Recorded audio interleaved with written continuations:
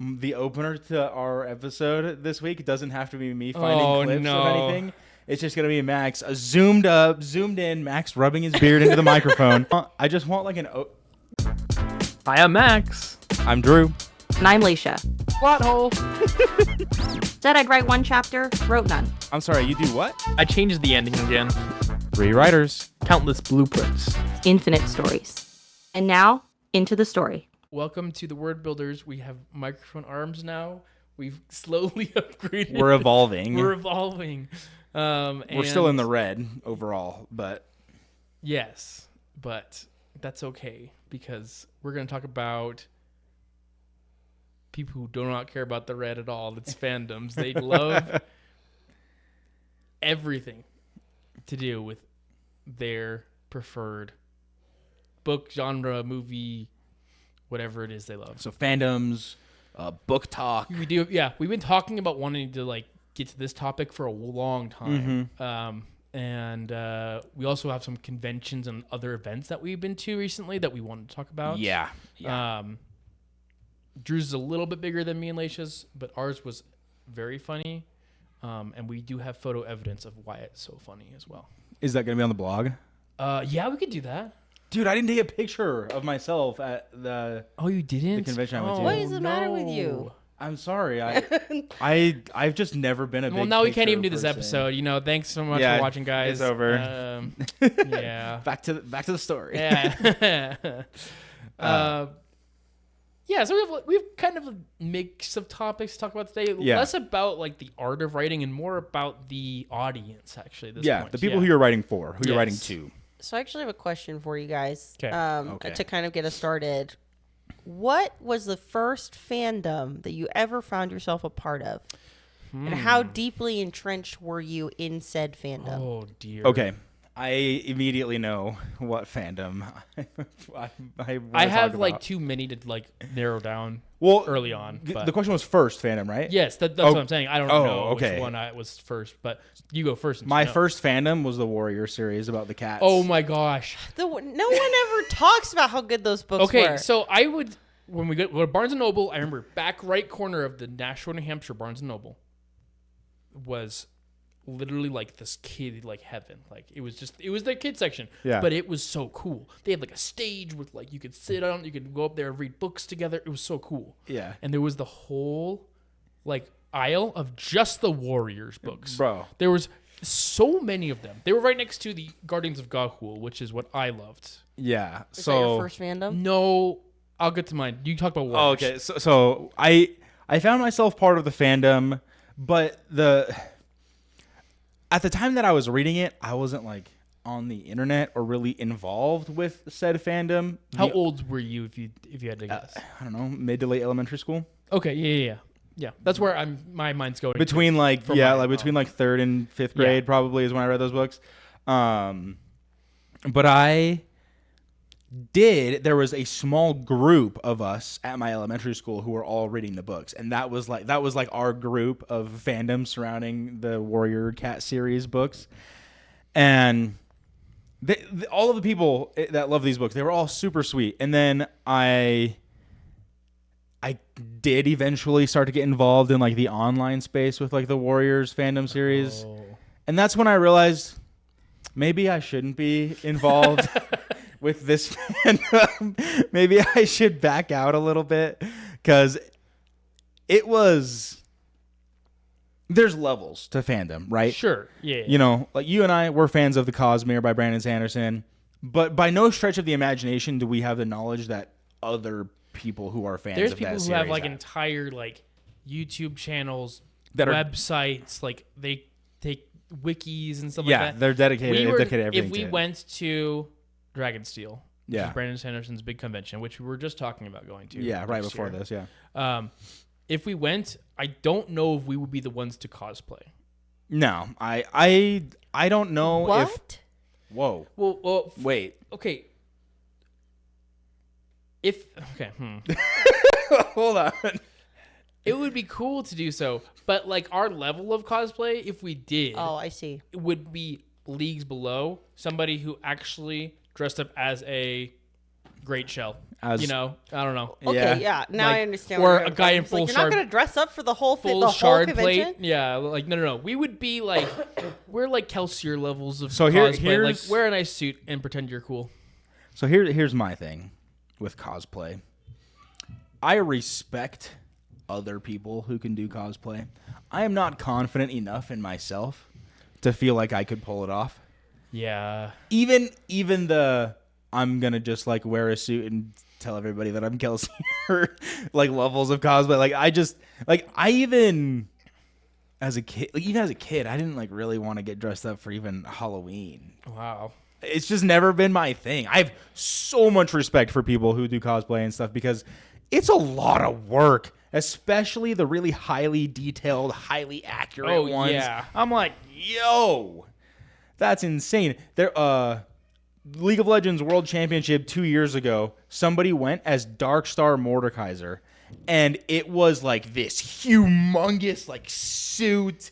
I'm pretty sure like the eye holes were like in the chest plate. He had this massive like Mace or whatever. mace Yeah. that it was perfect, and I was like, oh my gosh. Mordekaiser is basically the Lord of Hell too, like in the League of Legends universe. So. Yeah, it was completely insane. But even down to the people Yeah. who just So there's like, definitely those do the small levels stuff. though. So like for Warriors, it was more of a casual enjoyment that you were like, oh, I could. Oh branch no, out. I was definitely You were definitely like, I loved that series. I loved that series until I got to like middle school, basically, and then I feel like I aged out of it. sure. But I remember when I can't even remember their names anymore. One of the cats, Gray Stripe, Whoa. I think was his name. I could be wrong, but I think that's right. He defects from the Thunder Clan to the River Clan. Oh my because his No way. his mate's over there. He really loves her or whatever. Oh no. Bro, It's I West ca- Side Cat Story. Oh my gosh. bro, I came walking Cat's out Eye Story? because the main character in the first series is Firestar. Well, that's when he becomes clan leader. He's Fire. What's his middle name? What's his like middle stage name? I can't remember. Because when you're a trainee, you're a paw, so your name is like something paw. So his name was Fire Paw because he had an orange coat, and then it turned into Fire Hearts, maybe, I don't know, and then it turns into Fire Star when you become like a clan leader. And anyways, his best friend, the Gray Cat, defects from his clan to a different clan because his mate's over there. Bro, I walked out of my room and cried to my mom. I walked out and I was like, bro, I had tears streaming down my face. I was like, Mom, I still- but Firepaw's best friend just left the Thunder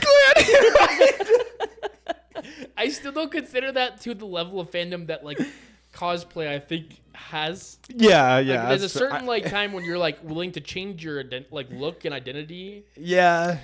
But that's an interesting topic to get into. So talking a little bit about my experience with fandoms. So I was a part of the generation. I started a Tumblr 2012. About a book series? No. So like I just had a Oh. personal Tumblr. And so this Tumblr grew with me through several fandom stages of my life. Okay. I would say the first like fandom that I got into before the internet was the Twilight series. Okay.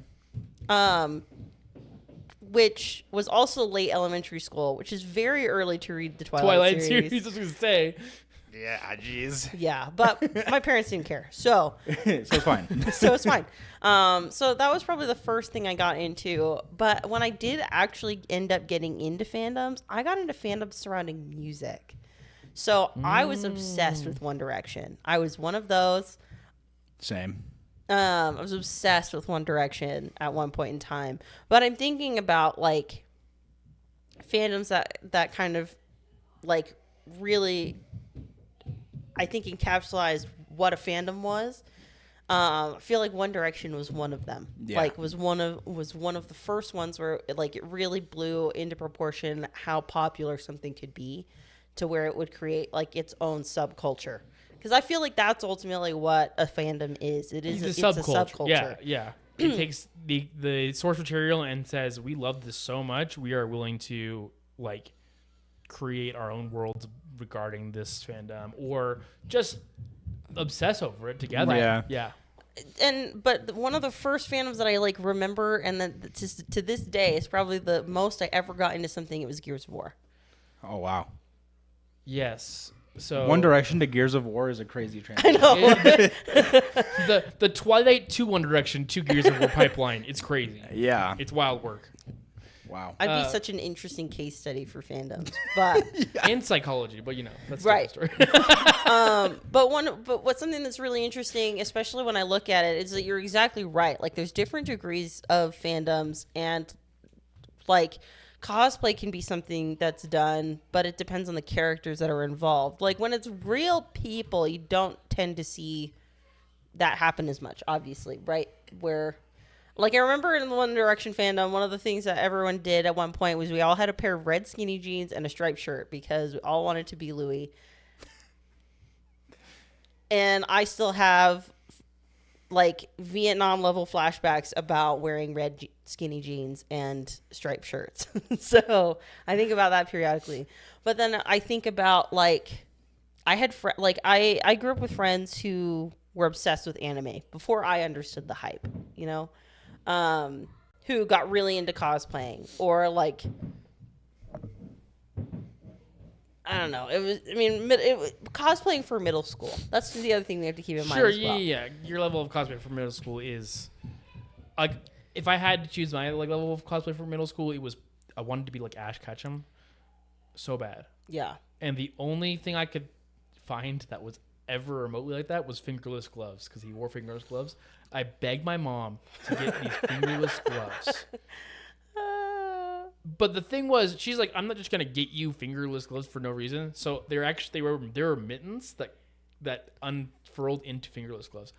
I played in the snow so often those years because I knew I was Ash Ketchum in that moment. It was the coolest thing.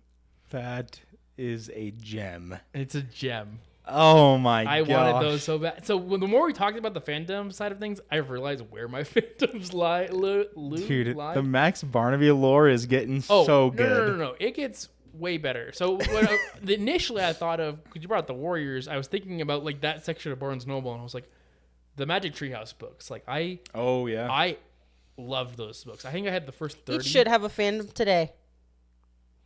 I had like the first like 30 books or something like that, because they're not super long.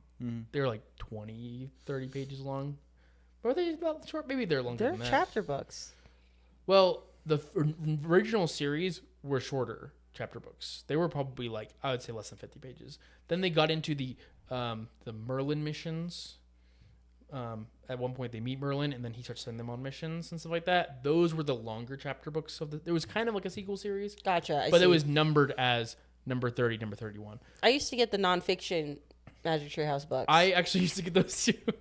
Non-fiction So Magic because Treehouse? the Magic Treehouse books, they were all about like traveling to different times and different places in the world. Oh, okay. And so they had nonfiction companion books to some of these ones. So there's one about ninjas. They go back to the ancient Japan, and they had. What just happened?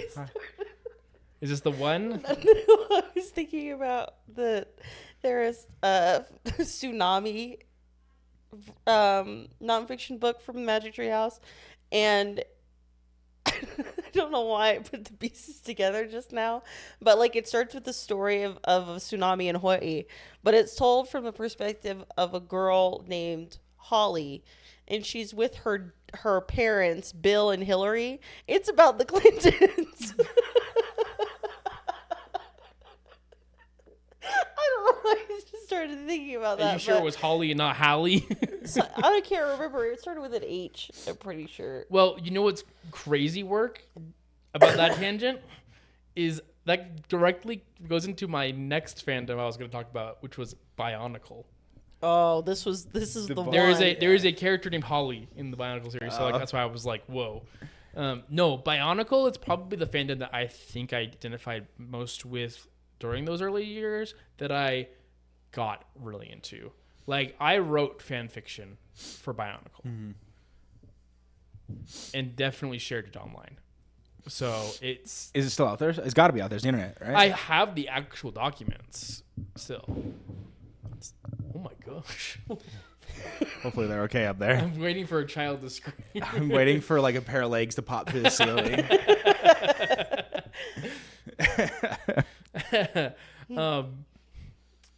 Yeah, so Bionicle, like, yeah, I had the actual like documents and everything because I found them at one point. I don't remember. I also used to do Star Wars fan fiction, which I realize your shirt's very appropriate for this episode, by the way. Thank So, you. Thank you. I know it's a Christmas shirt, but like it's perfect. For Yeah. the episode, so, yeah, Star Wars fan fiction I did, but Bionicle was the early one that I really got into the lore. Like that's the one I can remember actually Googling about the story, like, and finding the Bionicle wiki and like just reading wiki pages like forever. I'm like, oh my gosh, this character did this, and like most of it was like fan speculation, fan fiction, but they had Bionicle books when I was a kid too, and I remember reading those like a lot too. So that was a big fandom for me, I think. Plus, I got to physically play with the characters and make That's my cool. own new No, ones. yeah. So. I'm so sorry, guys. For? We're all. Oh, over you're the place. apologizing to them. No. Oh. Well, to you guys because we're all over the place. Oh, it's crazy. Yes, but that's kind of fandom too, True. isn't it? Like, Yeah, fandom is really everywhere. It's like it's all over the place, and people have different levels of what they love, and you can see today too, like fandoms rise and die too. Yeah.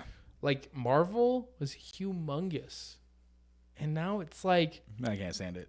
Honestly. yeah, honestly, it's like man, like I'm excited about certain things. Well, Spider-Man, yeah. one of the things that I think I've recognized, especially because I was on Tumblr during like the golden age of Tumblr between like 2012 and 2018, probably. Oh, I thought you were gonna say like 2012 and 2013. No, it was years. It was until my freshman year of college. So, wow. yeah. So, I probably could go back in and, but Is Tumblr still a thing? it's still a thing. What? It is for sure still a thing. I mean, but here's the thing: is that what was great about Tumblr for so long is that I would see, like on other forms of social media, you always saw screenshots from Tumblr. Oh yeah, all the time. You still see them. Right. So it's one of those things It's a where good meme format. But. yeah, but something that I've recognized, especially now with things like TikTok, where like you're still getting the same content that you were getting out of places like Tumblr, but now it's in even like smaller bite-sized pieces.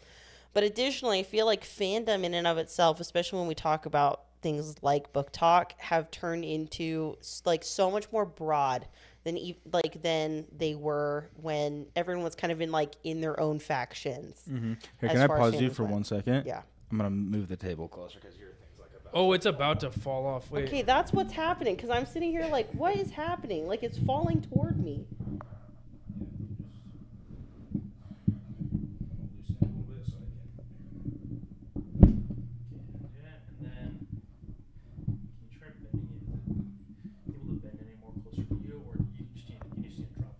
Well, I've been moving it up because it was falling onto me, and I was like, I don't know what's happening. I can't adjust it because everyone's All right, hold on, let me- talking. All right, now I know where to cut. Thank you. We're fine. Everything's fine. I'm gonna consider this good. Yeah. So, yeah, fandoms, when they come to, like, they used to be in factions, like you were saying, but now it feels like it's the popular thing to be part of a fandom. Like, you need to choose a fandom to, or, like, choose a couple to be a part of. Like, Yeah. if you're into a certain genre of thing, books, anime, music, like, it's the popular, like, especially through TikTok. Like, it's and other social media, like, you get to choose like what's your popular thing that you're a part of. I think But I think it's more broad than that, where you can be part of many things at the That's same true. time. That's true as well. I feel like because I look back at like for people on Tumblr, this was like their holy trinity. It was Doctor Who, Sherlock, and I lost the other one, Supernatural. Those were like the three. and like it was almost like you could only be part of one. But even then, there was like another subculture of fans of all three. Mm. I think it was something like super huloks. Wow. So how have you seen fandoms change then from Tumblr days to like Book Talk now?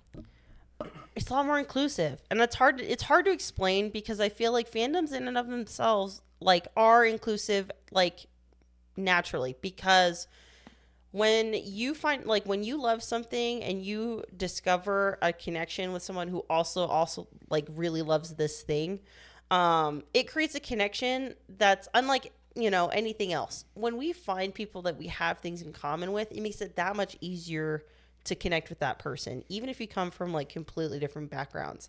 Which I think that fandoms and Tumblr back in the day was able to help establish those connections, like and we've understood like the impact of parasocial relationships over the years, and mind you, that's something that's impacted like the earliest generation of internet users to now, which we talked about a little bit yesterday. But now it feels like there's even more of an opportunity to create those relationships that wasn't like entirely available to people back then. And a big part of it was on the internet, you wanted to be anyone but yourself. And I feel like now when you look at things like Book Talk and the community that's created, it's okay to be who you are. And so I think that's probably the biggest thing that I've noticed about fandoms in general, is just the fact that it's so much more geared toward like come as you are, versus I think what it was back in the day, which was like we're all strange and unusual. Like this is where we can be ourselves, but there's always going to be a boundary. Yeah. I think it's not necessarily like a counterpoint. It's kind of a tangent. I think that Book Talk has created an interesting void where it's more inclusive of individuals to come in, but it's more exclusive to the content that they're reading. Because if you think about like what books have gotten super popular over the last couple of years of TikTok and stuff like that, it's been popularized because creators will flock to one specific series or a couple different series and everything. I think Brandon Sanderson also falls into this category of like people who love Brandon Sanderson will only talk about him. Yeah. And so it's like, or like they're like you go to these fantasy like top 10 lists or whatever, and it always has a Brandon Sanderson book in there, or there's like 3 or 4 of them. Mm-hmm. And like that is okay to be that, like to have that love for those books or those love for if you think, but like at some point does get to the question of like, does that Book Talk also create exclusivity of other fantasy books? Well, but here's the thing, and this has always been the issue, and I agree with you. I'm not saying that I disagree, but that's the nature of like a group, is that it's inclusive for the people that that it caters to, but it's exclusive of everyone else. I just think it's more exclusive when it comes to things like people giving their favorite like they talk about genre rather than about a specific author. Like the video you just showed me from of Sanderson announcing that book at his Fires of December. Yeah, so that was from, I saw like the label on like the page or whatever was like Cosmere Junkie was the name of like the account. Yeah. So like you go there and you're like, oh yeah, I know exactly what I'm getting. I'm either getting Brandon Sanderson or you're gonna recommend me books that are like that. Like those are the only 2 things that we're gonna talk about there. Yeah. But when it comes to like somebody who's like built their platform about talking about a specific genre like fantasy or a specific genre like romantasy or romance or whatever it is, and they give their top 10s and everything, they're always like 80% the same as somebody else's kind of thing. It makes me question, like, is that Book Talk, conformity, or is that because it's like, oh, like I need the views, so like I'm trying to make sure I hit these popular notes, or is it actually like these are the best things to do, like to read and watch? So I love the top 10s where I don't know any of the books or I've never heard of some of them. Sure, I can understand like that concern and like what that brings forward. At the same time, we don't know anything different. Like I look like let's just look at the world of magazines, which I don't know if any of you have touched a magazine recently. You know, I hear Vogue has a lot of ads. I've Actually, never. Okay, bro. But the biggest like magazines this literally episode is brought to you by the B movie. Dude. magazines literally cater to a specific topic or a specific group of people. Yeah. Like that has been the way that we've operated for ages, specifically when it comes to like what we consume from a media standpoint. Mm-hmm. Like reading is no exception. Yeah. So while I understand like that's a concern you have, that's I will say I'm more so just preventing it as like a devil's advocate point rather than it being like my entire like outlook on book talk in general. It does have some like levels of like what is discoverability and everything, and we've talked about this too with our own platforms. Yeah. The different platforms that are more difficult to discover people on and different things and everything too. And like looking towards the future, like we do want to publish our books one day. Yeah. What does that mean for our discoverability and stuff like that? So let's keep going down that road then, if you guys are okay with that. I've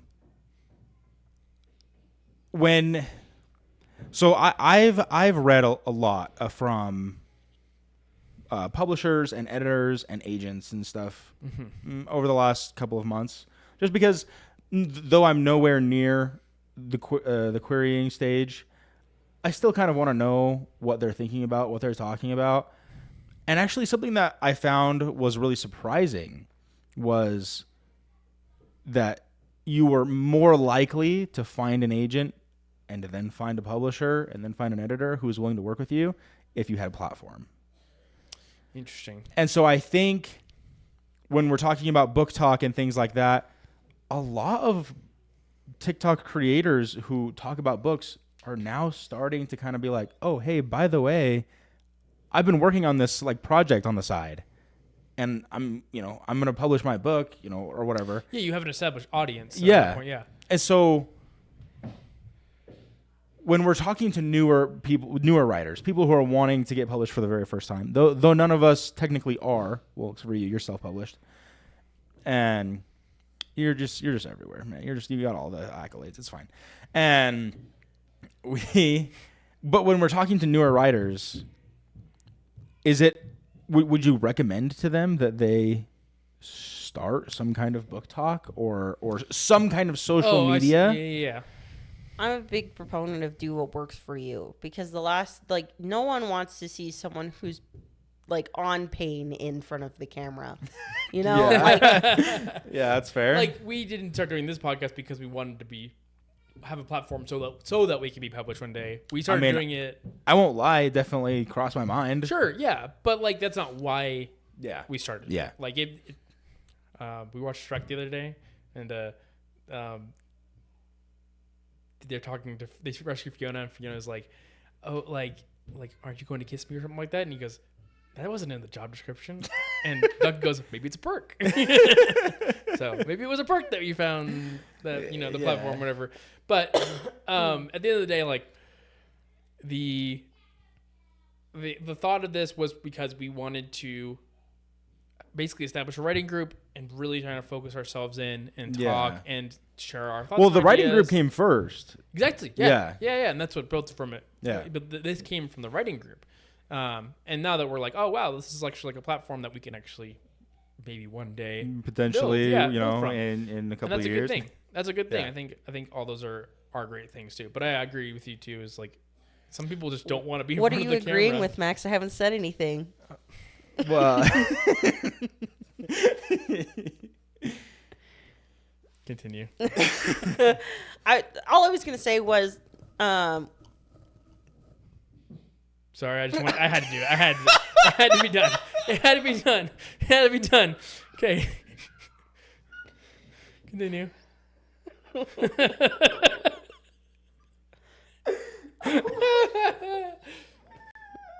are you done?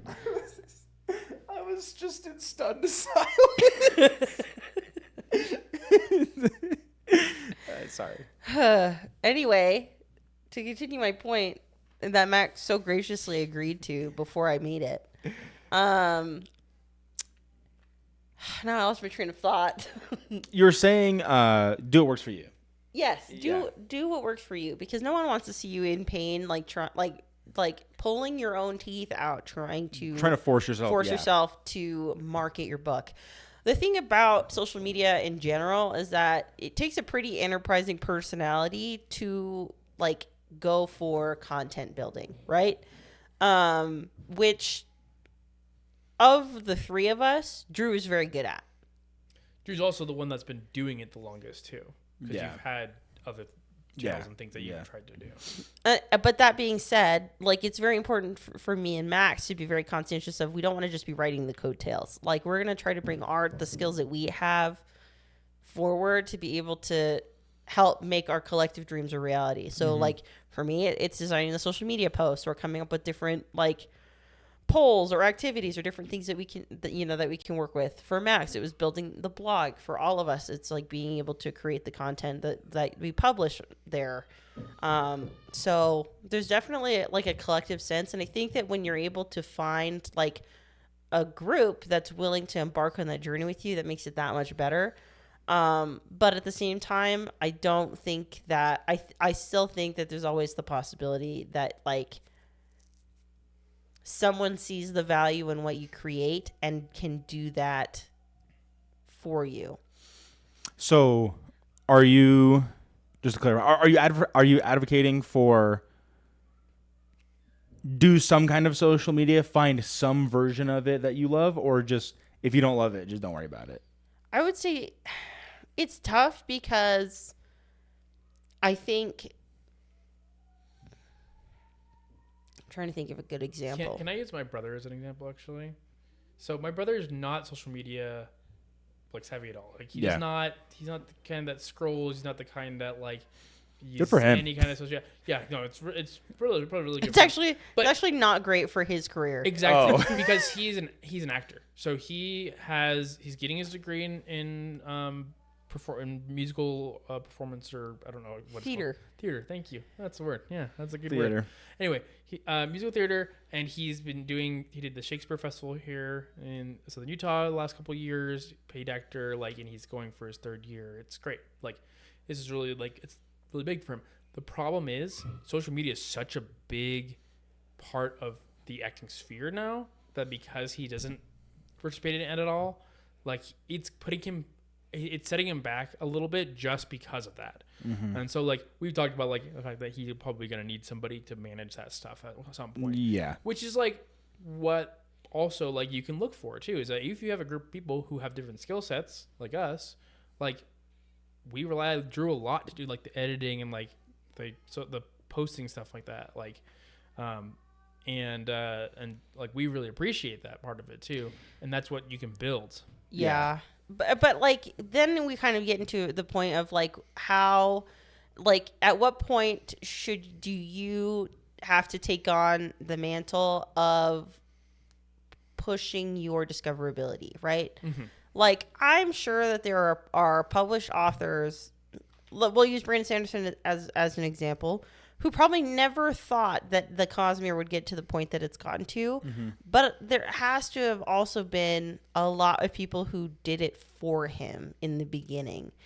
If you have someone who just becomes a very good fan of your work, they're going to talk about it. Mm-hmm. And if you happen to gain the interest of someone who has that level of influence, that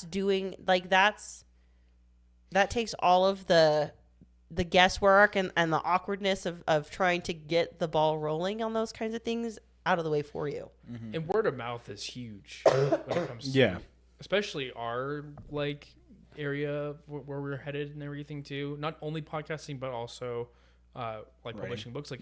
If you told your friend that you really love this book, you want them to read it, that is literally just a sale right there for the author. That's the only way that I read books. I've never in my entire life just walked into a bookstore and just, I'm going to try this one. It's never happened. I only did that. I found Brandon Sanderson this way because I had a friend who had a copy of Wave Kings like sitting on this table one day, and I remembered the cover looked cool. And that's the only reason. I mean, that picked wasn't up word the of mouth, but like in a you way, still, though, it was it was familiarity. Yeah, I am a sucker though for cover art. I don't know if we'll ever cover that one day, but I'm a big fan. Yeah, I If imagine if it we'll looks cool- cover. if it looks cool, I'm like, maybe I We'll want to read it. cover art in a future Cover art. Yeah, see what I did there? Yeah. Okay, so I think I mean, you guys know that I'm probably going to disagree with some of your points just because of who I am Well, and that knows what you, I do. you actually have the experience in the content creation field too. and I stuff, too. so however you want to view it, at the absolute worst, it's a necessary evil, in my Yes. opinion. Exactly. Yes. And I think as much as like, if you don't want to get in front of the camera, but you're a writer, get behind your keyboard, do a blog. We actually just started a blog that Max does for us, and it honestly, the last one that I read was fantastic. I wrote it loved in it. about 15 minutes. So thank Wow. you. Yeah. You're talented. So It was terrible. Don't say that. I thought it was great. But what my argument would be, if you're an aspiring author, figure out some kind of self-marketing, if you will, Sure. Yeah, that yeah, you're yeah. willing to do. Yes. Yeah. That you're not going to just like it's not grinding your forehead against a cheese grater levels of bad. Like I love video editing. I love this. Like this is all fun for me. It's all enjoyable. Do I post every week? No, but I'm also really busy. But I love all of like this kind of stuff. So it works out for our group. But Yeah. you know, do a blog, start a book talk, do book reviews. Those would be my Yeah. Yeah. my suggestions. Here's the thing. I also speak as the person of the three of us that was the least likely to do anything like this ever. Because it's one of those things where the other thing about putting yourself out there is that it calls attention to the things that you feel uncertain about, the insecurities that you have, right? Yeah. And unfortunately, content creation, like you can't really escape it. At least in the modern version of content creation. Yeah. Kind of bringing back my earlier point, we're talking about the evolution of fandoms, where at one point it was like, it's okay if you don't want to be yourself. Yeah. Now it's like you should be 100% unapologetically yourself, which is great. And I think that was a very necessary, I think, like healing within internet culture. Yeah. Well, people are going to know. Yeah. Yeah. But the reality is that like it's very difficult to hide anything like that. Right. And that's what I'm saying. People are going to know. So you might as well just be who you are because people are going to find out regardless. Yeah. And I will say, like, the more you embrace that too, the better you are received a lot of time. Yeah. Our dungeon master for D&D, shout out to Johnny. One time he spliced he did it's not called splicing, when you like take somebody else's video and you like Stitch, thank you. He stitched another video about tell me like what your like favorite like I'm missing like the nerd boys or something like that. Anyway, he then stitched his own thing where he ran into his room and he's like showing off all of his like D&D minis and stuff like that. But the video went viral because he's a good looking guy. And so people were calling him the hot nerd on this thing.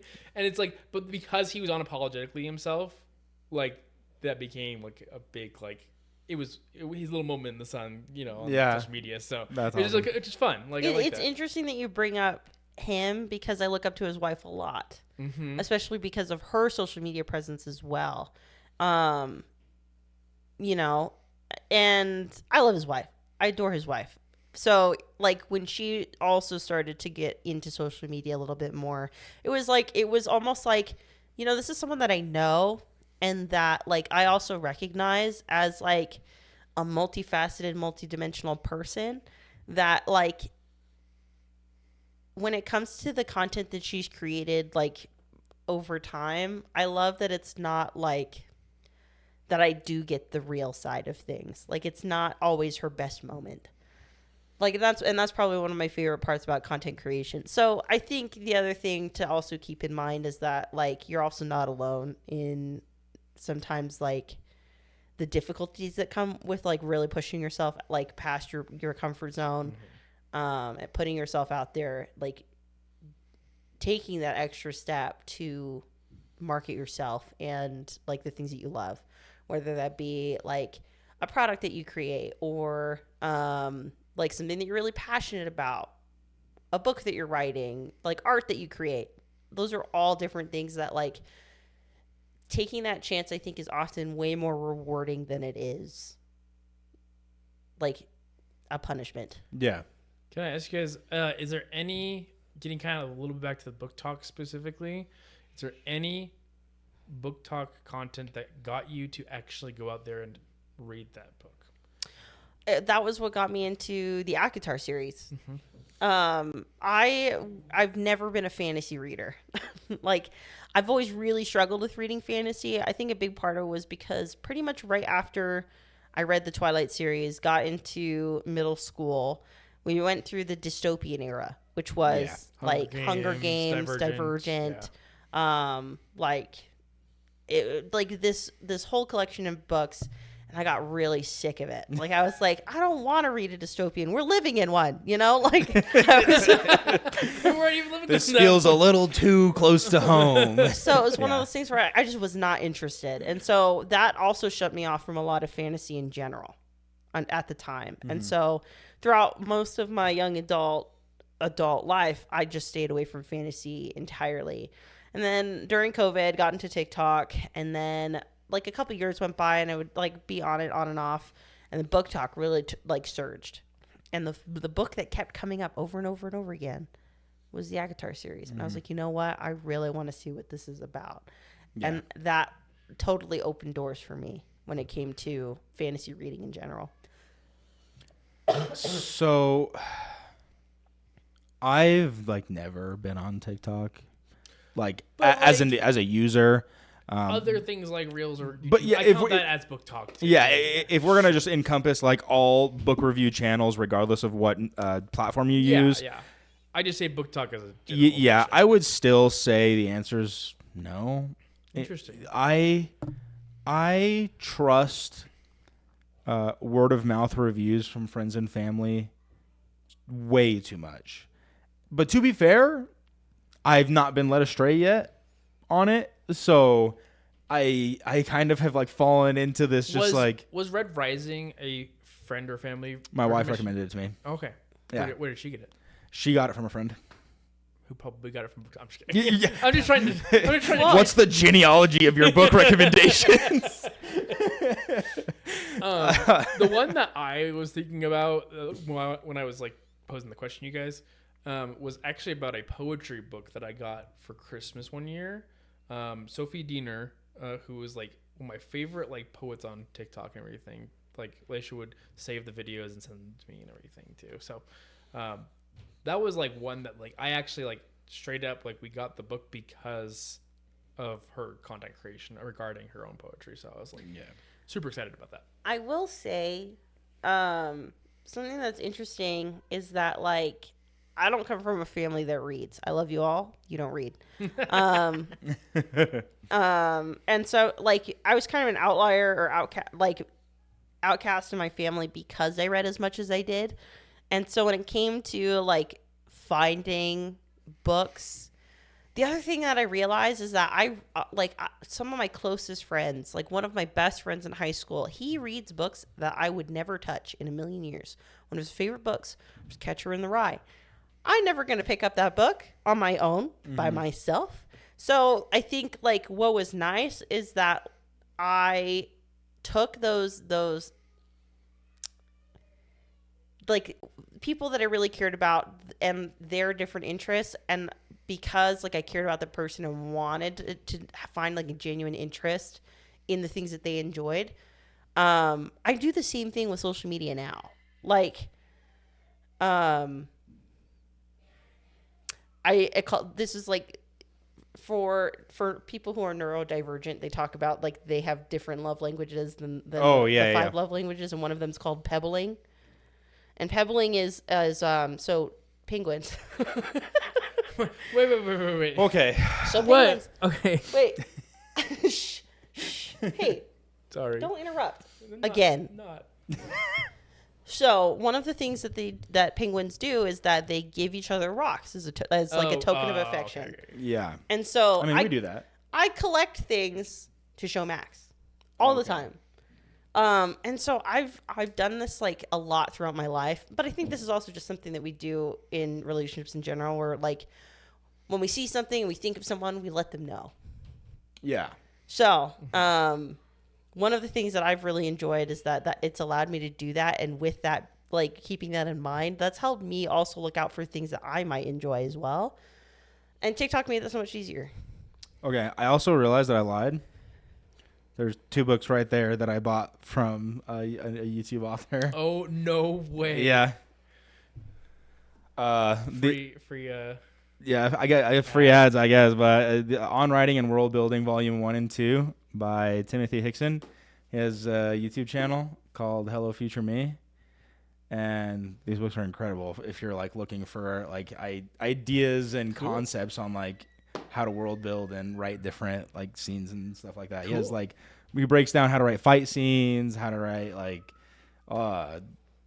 all kinds of stuff. It's these books are great. I don't read them like you would read a fantasy book, like front to back. No, it's more like it's like a gloss. A reference glossary. guide. Yeah. I used to get these kind of books from the library all the time growing up. The lady who wrote Ella Enchanted, and I can't remember her name off the top of my head. She has one called Writing Magic, and it's a great little book about writing. But speaking of all this networking, though, we should talk a little bit about conventions. Yes. So, Drew just went to a Charles Dickens convention today. They call it a festival, but it's a convention. I have some beef with modern day conventions because I listen to these, all of these authors who've been around for a couple of decades, and they're like, and everyone's like, oh my gosh, how did you find your agent, or how did you find your publisher, or whatever? And it's like, oh yeah, we just met at a convention. That's like not a thing anymore. That's like saying like, oh yeah, I bought my house for $20 and a how bag did of you, cheese, Grandpa? like, how did you find your multi-million-dollar job? Oh, I delivered him pizza one time and he liked my attitude, and it's like, brother, okay. So you guys know what I'm talking about. But the Charles Dickinson Festival, the convention, is great. I wish it was more on theme. It was, there was characters from like his various books like walking around, and there was even somebody dressed up as Charles Dickinson like walking around, and what was fun was they would interact with you. Like you'd walk by and like in character they would stuff. That's cool. They would say hi to you, and like, that was fun. There's the vendor hall, which, oh gosh, I have so many issues with vendor halls right now because so much of it is just like AI print slop and 3D printed things like that are gonna fall apart the second you get home. Like, but it's all about finding the diamonds in the rough now in vendor halls, and there's 2 self-published authors that I found in the vendor hall, and I did not go talk to them, but I should have. Oh no! I feel so horrible, but I was just so put out by the fact that it was like 3D print, Temu reseller, 3D printer, self-published author. Oh my gosh, I should have walked up and said hi. I'm so proud of you. I don't know. But seriously, so many props to those 2 self-published authors that were there. They were doing like book signings and talking about their various books and stuff, and wow, I just was like, I was so impressed by the amount of effort. I didn't realize that when people talk about the grind, that it also applied to self-published authors. Oh yeah. Oh, they probably have the harder grind. Oh yeah, self-published authors. I If can't they do what don't, y'all do. if they don't grind, it's got to be like It's never happening. It's never happening. Exactly. Yeah. If you never push for it, yeah. Yeah. Because like I've self-published before too, But okay. So we had self-publishing, and that was also a lot of word of mouth trying to get that like little our children's book out. Yeah. But other than that, like I had self-published in the past, but it was really just for me. Like Yeah. I just did it just to add a copy of my book, you know. Yeah. So anyways, yeah, going to conventions is still a great way to network with other authors, with beta readers, finding beta readers that you don't have to pay is, especially when you're working on your first book. Look, I'm sorry, I don't got money to pay you to read and give me feedback on my book, but if you want to do it for free, you'll be my best friend forever. I'll give you a free copy after. I'll give you a free copy. There you go. Signed if you want. Yeah, we're definitely in the world too of the Kickstarter books as well, where it's like if you want to get going, like sometimes you just gotta get some financial help too. So a lot of interesting things that we haven't ourselves delved into necessarily yet. Yeah, I want us as a writing group to start attending more conventions that are themed around writing and fandoms and things like that. Just because I think it'd give us a lot of great experience on, first of all, for obvious reasons, the ones that are about writing. It'd be a lot of amazing experience to go and talk to and listen to professionals and published authors talk about those things, but also be able to network and stuff, because even though we're not gonna, walk into somebody's house and be like, hey, I'll trade you this block of cheese for your house, levels of luck with finding agents and publishers and things, agents and publishers still actually, from what I've heard, do attend those kinds of conventions very frequently. Mm-hmm. It's more agents now than it is like publishers and editors, but that's your pipeline. Yeah. But that being said, one of my biggest goals for next year is to get Word Builders merch. Oh, really? That's one of my big goals. Like, I just think it'd be so cool, because I want to go to a convention cosplaying as Max. Oh my gosh, you just get like one of those knit beards. Yeah, I know, because I can't grow a beard. like a really bad joke. What was that? It's like, you know how like with Lord Farquaad, like all actors walk on their knees for him.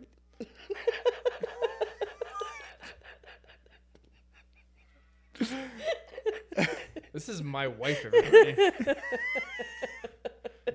But I deserve that one too because I cut her off earlier. So It's fine. And then rubbed your face on the microphone. Drew did this to himself. He said he didn't want I to do it, did. and then he's like, I only wanted one, not three. That's one of my big goals for next that's a good year. one. But actually, one of the things that Max and I actually went to recently is it's the month of December, and for those who don't know, December 5th is Krampus night. Krampus night? Yeah, we didn't know that until December 5th either.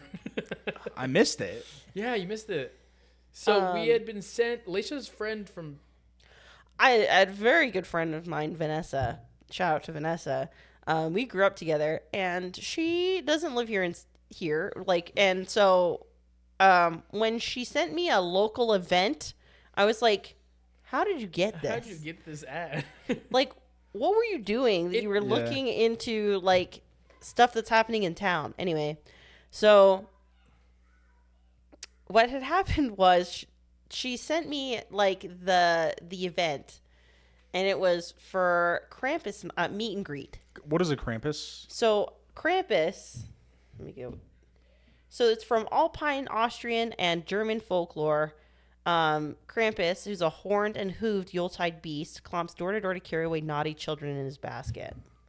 So it's an old European holiday tradition. So the creature is like a kind of... So in Europe, instead of getting coal, you get carried away by the Krampus? Well, he takes away naughty children. Santa obviously brings gifts to the nice children. It's another tactic. Oh. It's another parent's tactic to... be nice this year, otherwise Krampus is going to take you away. Oh my gosh! A little bit more intense than to give coal. You coal, but that may be why it works. Yeah. Well, so a local bookstore had put on this event. It was a Krampus meet and greet, and so what it was is that there's. Did you take pictures with Krampus? We did. We'll no. We'll show you. Yes, that's part of the story. Okay. That's part of the story. Sorry. So stop reading until the end. Come on. So there's a book called Tonight is Krampus Night, and it's by this author Kyle Sullivan, and it's a kid's book. And so like we went, we showed up literally right on time. It was awesome, and like the bookstore owner, it was so sweet, was so shocked at the number of people who showed up. There's probably like 24 people that came, I think. Probably Maybe about more? 30 people. 30 people? Yeah. Yeah, and it was a little bookstore. I'd never seen this one. It's over on the other end of town. Like, Oh, it okay. was a really cool little place. So she read the book to all the kids, and Krampus came and visited. So it's a guy in a costume, and pretty spooky looking. But like read the book to us. We got like a book that Krampus stamped, and then you got to take a picture with Krampus, and so we did that. And just for reference. So this is Krampus back here. I'm covering him because Jackson would not let me get closer. Oh my gosh! But that is the results. yeah, I would be freaking out so too. We brought our 2-year-old, and he doesn't want to get taken away by was Krampus. funny. It was funny because we brought him up to go get our book stamp before they did And he was doing fine. pictures, and he was fine.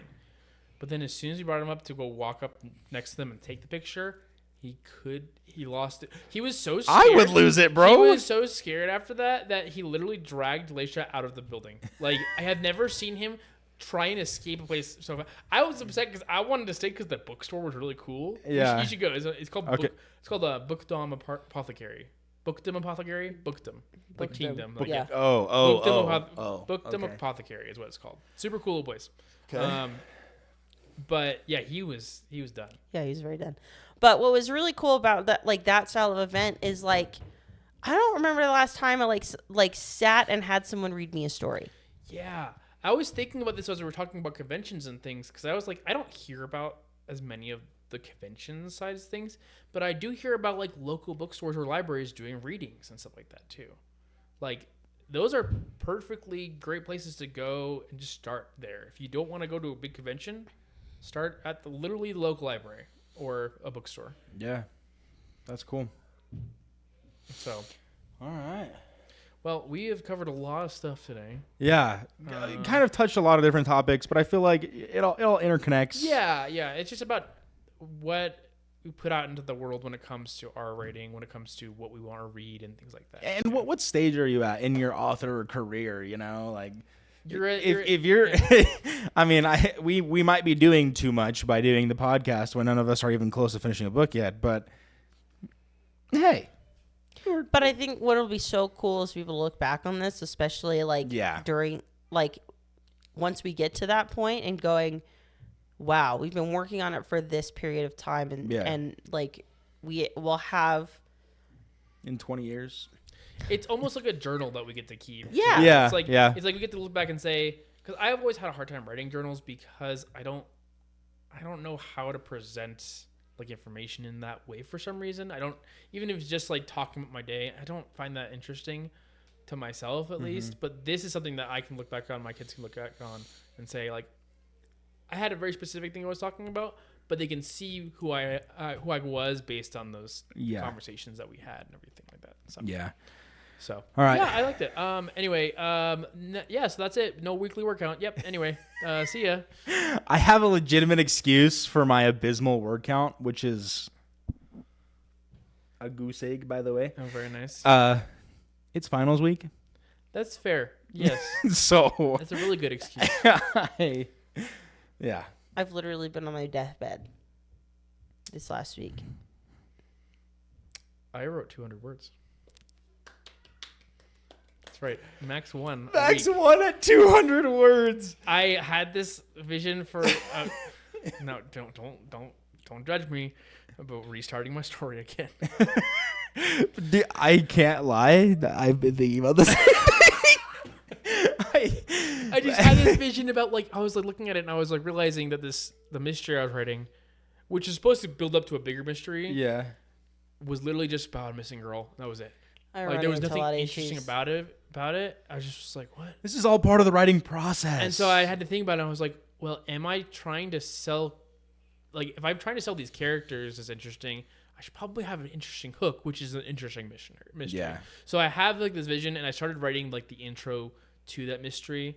It also puts Ezra more in the middle of things too, Yeah. getting his hands dirty, which is what I want. And then from that, I can build rapport with my characters. So Yeah. it's got a direction. I have sat down a couple times since I wrote the 200 words, and I was like, I have no clue what to do now. But Yeah. it's got a direction. So. Yep. Yeah, no. Part of the problem is that, like, one of the issues I'm running into right now is that I have a 3-book series, and I have no idea what order I want them to go into. But like, Keep writing the characters are all in the same family, so I have to figure out what order I want it to be in because I can't introduce a character that isn't there yet. Oh, you actually have a continuity. I have a continuity error. Oh my gosh, you have continuity. Continuity. It's been driving me nuts. That's Jeez. what. But I'll have to talk to you guys about it because oh my gosh, it's been driving me up a wall. Yeah. That's actually really funny. Yeah. My thing was I started working on on my Nano book, and then November ended, and I was just like, okay, I do want to write this book, but it's not what I want to focus on right now. I'm still actually super pleased with what I discovered with my Nano book. Yeah. Because it made me realize there's a lot that I actually really enjoy about discovery writing, and that was something I tried to really embrace this time around. But it also made me realize I'm like, am I right? I recognize sometimes when I'm writing because I'm curious about something versus this is something I actually want to do. I was curious about Rivals to Lovers. I don't think it's for me. Interesting. I don't think it's for me. Yeah. I mean, same with me. I was pretty happy with. I'm not happy with my word count during Nano, but I'm happy with where my story is ending up. Post Nano. And you and me talked about this a little bit, Max, but you and I talked about this a little bit. I wrote my first 3 chapters, and there was maybe 100 total words of dialogue, and it was the main character talking to his sword. And the sword didn't actually respond with words; it responded with by pantomiming somehow, and it was weird. And I was like, I don't know. We gotta shelf this. I think come back to this at a later date. Let's put a pin in it. Yeah, pretty much. It's a lot of crumpling up papers, but with your laptop and just closing the thing Yeah. and never going back to it. Yeah. So, but Well, there you go. So, honestly, I think we're in a good spot to keep moving forward. So, yeah. But I'm taking next semester off. yes. So Congratulations. I told my wife, if I can't finish a book in a semester, then I shouldn't be an author. Oh, God. Why do you do this to yourself? This is who I am. I give myself ultimatums so that way I will actually do them. Leisha hates this because that's also me. And she hates that. It's She hates the ultimatum. It's terrible. I shouldn't It's the do all it. or nothing. It's not the ultimatum.